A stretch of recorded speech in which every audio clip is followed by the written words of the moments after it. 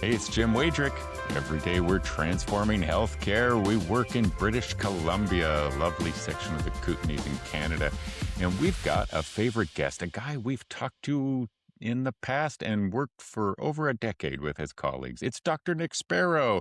And in our local neck of the woods, people know him through his work of KERPA.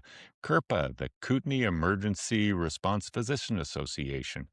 And Nick, it's really good to see you again. Thank you for coming on our program.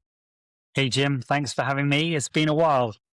Yeah, nice to see your bright, sunshiny visage. It's a beautiful day outside, and here we are as the sun is just setting, spending a little time together discussing pre-hospital care, all the updates, and I know that it has been once again in the news. So maybe set the scene for us. Tell us what's been going on in the emergency pre-hospital world. What's KERPA's latest updates, and give us sort of the scene setter as we have a rocking, going back and forth conversation. Where's KERPA at these days? Yeah. So, for those who don't know me, my name's Nick. I'm the medical director and the founder of KERPA. And KERPA is a Canadian registered charity that sends an EMS physician directly to the scene of critical 911 calls. And we're dispatched through the BC Ambulance Service Dispatch, and we attend immediate threat to life 911 calls in the province of British Columbia in the Kootenay region. We have a collaboration agreement with the BC EHS and have been doing this we're now into our 13th year or almost 13th year. And we have another doctor who's just gone through the training program, and we have other doctors who are also responding. And I've been responding as one of the main physician responders since the beginning of the charity. And we support the emergency services and help patients at some of the worst 911 calls in the province. And what is 2026 showing in terms of statistics, maybe compared over the last couple of years? What are you noticing? What kind of trends are you seeing? Yeah, I think unfortunately the drug overdose problem with fentanyl and drugs on the street still uh, is at epidemic levels. If you compare it, like my home country is the United Kingdom, the level of fentanyl overdoses is 300 times the rate in the UK currently.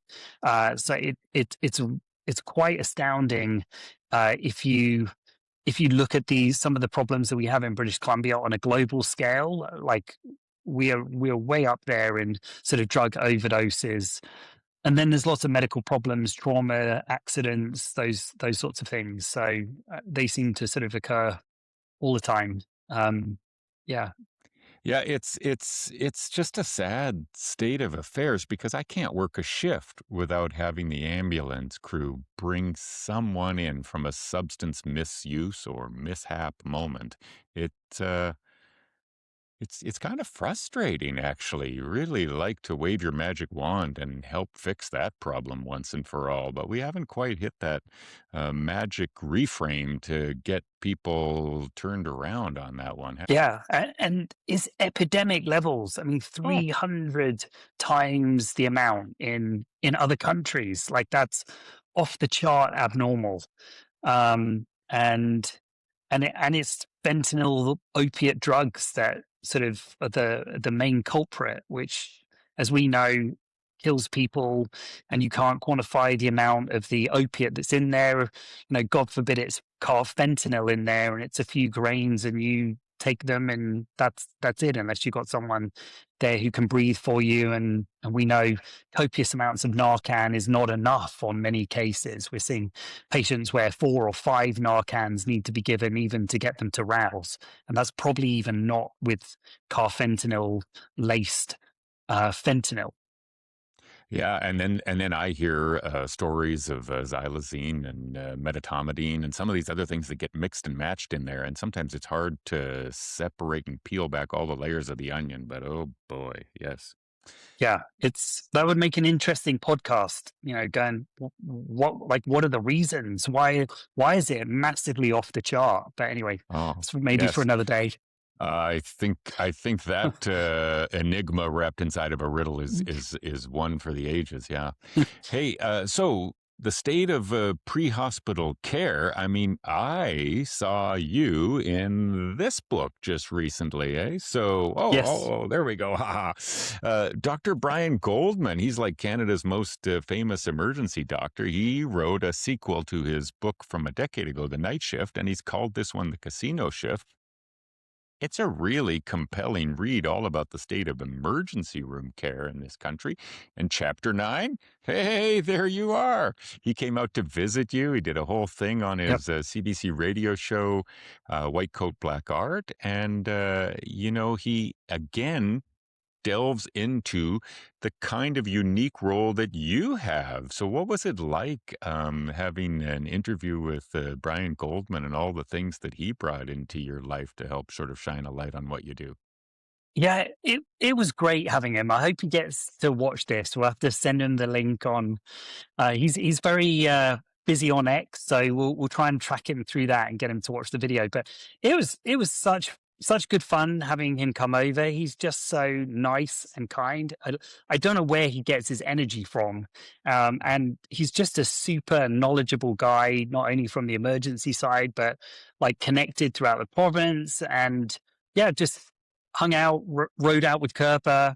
His flight was cancelled from Castlegar Airport, and so I ended up driving him to Cranbrook, and I think just us having a chat as I drove him.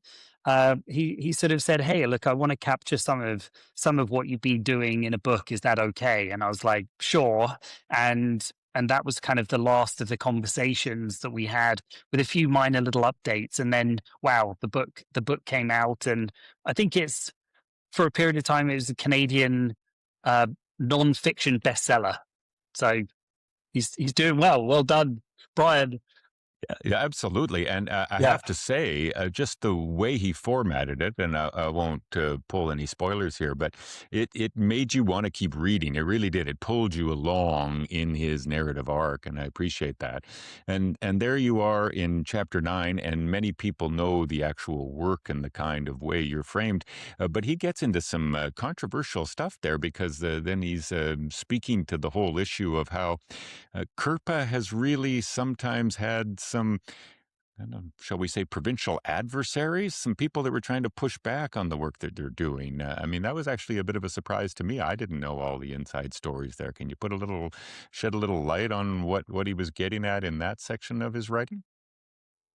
Yeah, like I read the book like yourself, and read the chapter on KERPA, and I was like, oh, this is really interesting, and got through to, I can't remember whatever page it was. And um, it was very apparent in writing that the paramedic union were actually in the background trying to stop KERPA's contract renewal occurring, so that we could provide a physician response in the Kootenays. And that's in writing, like you can read it in the book. And I was shocked. This is the first time I've seen that written. And yeah, I was actually quite shocked. I was like, oh my goodness me, I can't believe uh, that's been the case. And it explains a few things on our end. Like we have had delays in signing contracts. And I think it's fair to say it's been very difficult to provide physician response in the Kootenays. Like we're still unable to respond into the trail area. And there's been a lot of sort of subtle and not so subtle resistance. And this is just me speaking professionally. There is, in my opinion, no room for this kind of action. Personally, um, it, at the bottom line, if KERPA did not have its contract renewed, there would be no physician supporting the emergency service at critical 911 calls in the Kootenays, and that is certainly not the opinion of the public and those who we've gone to help and the lives that we've saved. And the public, there's no government funding that has gone into KERPA other than some supplies the replacement of some supplies that we have used, which is relatively minimal amounts of money. But the community has invested over $600,000 into KERPA. And just for the record, I do this completely for free. Lots of people sort of say, oh, you must be getting paid for this. No, I'm not getting paid anything. I do this 100% for free, do not bill MSP, and I don't receive any funding from the charity. I do this because I care about people and I want to use the emergency and pre-hospital skills that I've garnered over the years to not only support the emergency services, but help people in the most critical situations. And so I actually strongly feel that it's highly unprofessional and unethical to even have that kind of stance when the BC EHS has a collaboration agreement with us. And even if that collaboration agreement did not exist as an accredited service, the government should pay attention to how we've supported the community over the past 12 years and step in and assist with that. Personally, that's my opinion. And yes, it's controversial. I'm sure I'll get a bunch of haters coming against some of the things I've said, but like it's not going to change my stance that KERPA should be responding alongside the emergency services, whether or not the paramedic union actually wants it or not. I think it is we're focusing on patient-centered care, and just to make this a little personal, my little sister, age 2, was found in a pond in cardiac arrest, not breathing. And if I knew that a physician, an EMS trained physician, was prevented from attending that day, and my sister either died or had major issues as a result of that, I would be absolutely furious. In the case of my little sister, she was pulled out by a Red Cross first aider. So the right person with the right training was there, pulled her out. We all know it's the basics that save lives, but was right there on scene and managed to successfully resuscitate her. Paramedics and police escort came and she was taken to the nearest hospital and survived with no brain damage. But having the right person at the right time at an emergency is imperative. And to be preventing a trained emergency EMS physician from responding, I'm quite astounded. Yeah, because I mean, the deal is it's collaborative. It's not replacement. It's 1 + 1 = 2 or 2.5 or 3 or 4 or 5 or 10. You know, it's like adding bonus layers on top. So kind of hard to see what people's main point of view is other than just sort of like territory kind of protection. I don't see another angle. Is there another one that I'm missing? I don't think so. I think I'm fair in saying, and people have to fact check me on this, but I think representatives of the paramedic union have sort of stated this sort of stay in your lane mentality, which is basically saying, and you can go to our Facebook page, and I've had a number of interesting discussions and comments from some paramedics and some other emergency service providers who are basically saying, pre-hospital physicians don't make a difference. You should get back in the hospitals. There's hospital closures because of physicians like yourself being in the field and not in the hospital. And like, as you know, Jim, I've been a full-time emerge physician at Nelson for a number of years. I've transitioned to do more pre-hospital, but I don't know, for at least 8 to 10 years, I was the most full-time physician at KLH Emerge, and we've exchanged comments and patients on numerous occasions. But yeah, I'm sort of baffled by some of those comments, and to say that we don't make a difference. Well, we're providing RSI in the field. We have ultrasounds. We're placing patients on ventilators. We're doing chest tubes in the field. We've done other extensive surgical procedures in the field. I'm like, that is just not true, that we don't make a difference. And even when, sadly, we have patients die in the field, don't underestimate an individual who attends, who's there for supporting the patient and the family, what a difference you can make. And so to be like, you make no difference is a highly uneducated um, thing just to splat on our Facebook page.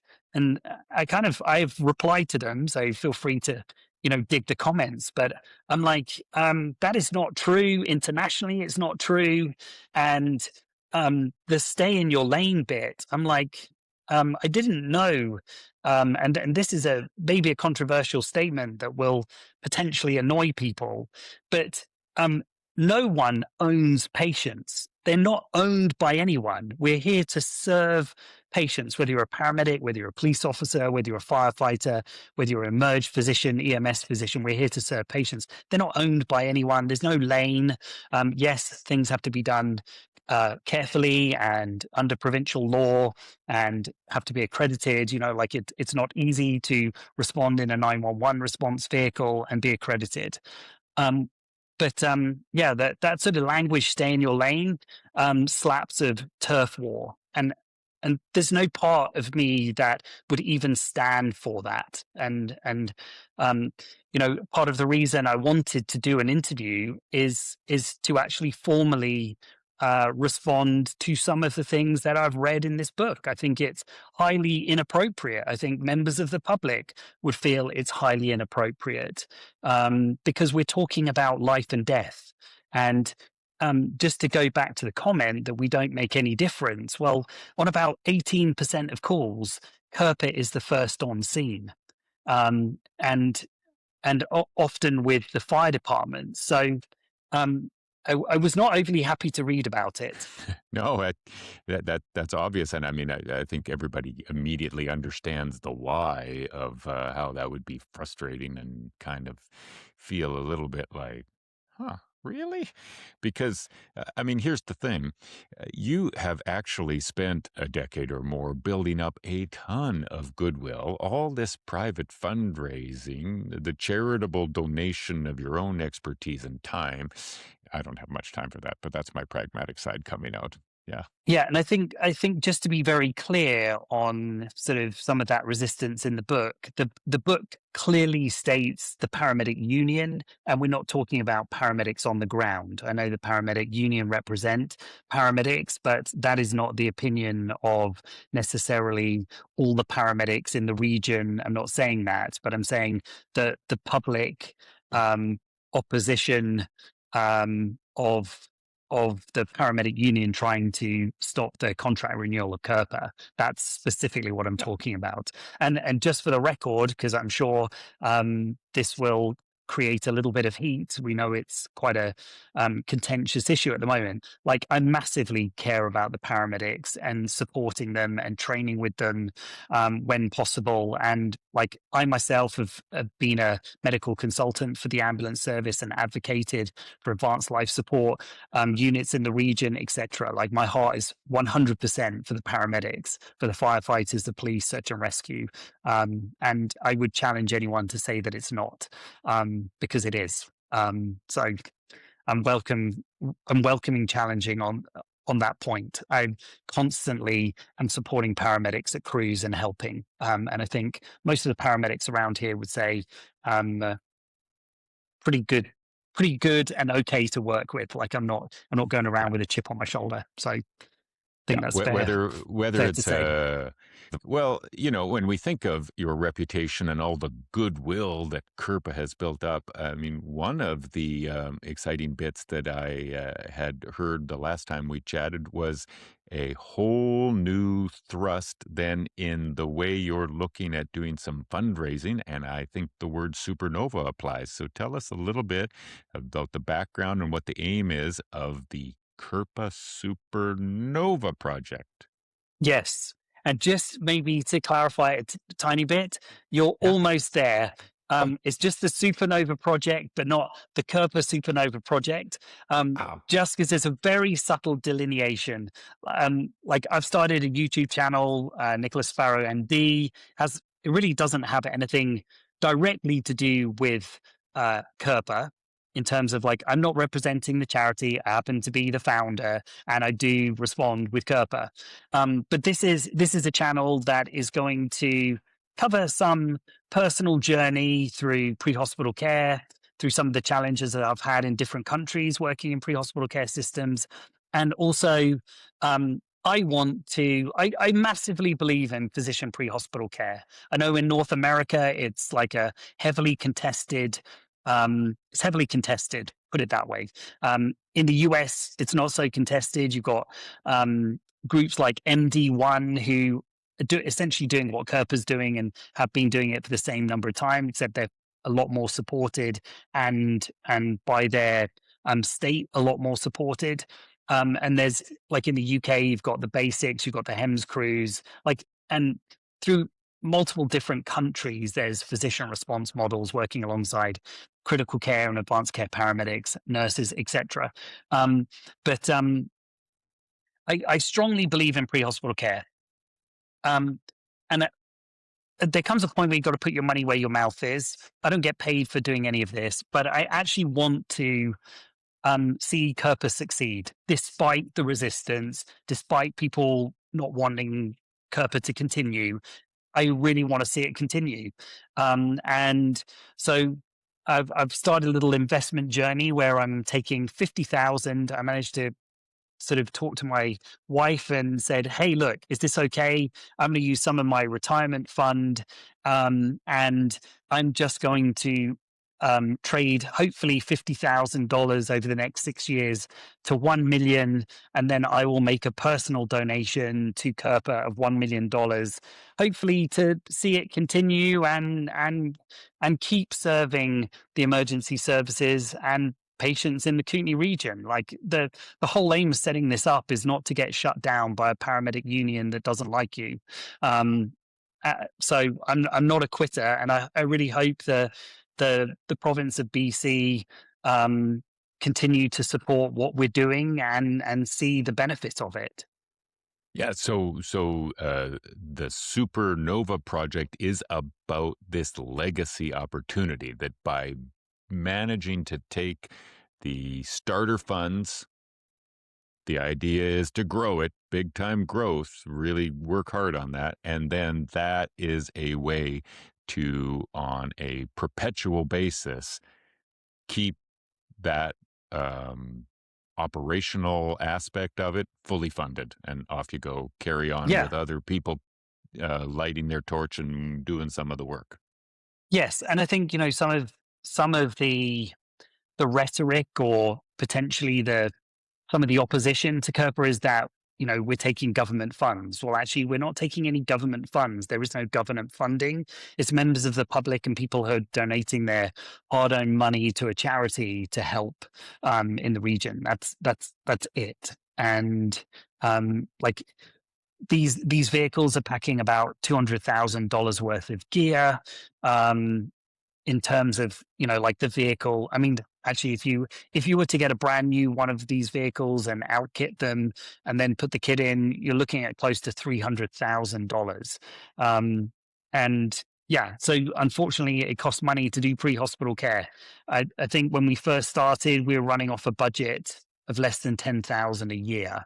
That was before we became a non-profit and a charity.